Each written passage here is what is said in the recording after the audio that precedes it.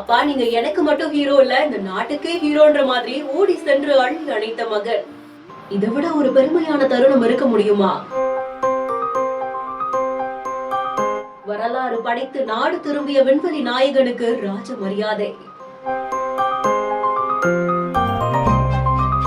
400 kilometre உயரத்துல இருக்கக்கூடிய international space ஸ்டேஷனுக்கு விண்வெளி வீரர்களோட ஆக்சியம் 4 மிஷனுக்காக சுபான்ஷு சுக்லா அவர்கள் பயணம் செய்திருந்தாங்க.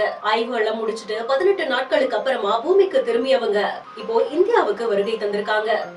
டெல்லியில இருக்கக்கூடிய இந்திரா காந்தி விமான நிலையத்துக்கும் வந்திருக்காங்க. சுபான்ஷு சுக்லா அவர்கள் வந்த உடனே அவங்களுடைய மகன் ஓடி சென்று அள்ளி அணைத்த காட்சி பதிவாகி இருக்கு. டெல்லி சீஃப் மினிஸ்டர் ரேகா குப்தா அவர்கள், யூனியன் மினிஸ்டர் ஜிதேந்திர சிங் அவர்கள் மற்றும் இஸ்ரோவுடைய முக்கிய தலைவர்கள்னு எல்லாருமே பொக்கே கொடுத்து தன்னுடைய அன்பையும் பெருமையையும் பரிமாறிக்கிட்டாங்க. அப்பாவுக்கு பக்கத்துல உட்கார்ந்து மகன் அவ்வளவு பெருமையோட எல்லாத்தையும் கேட்கக்கூடிய காட்சிகளும் இதுல பதிவாகி இருக்கு.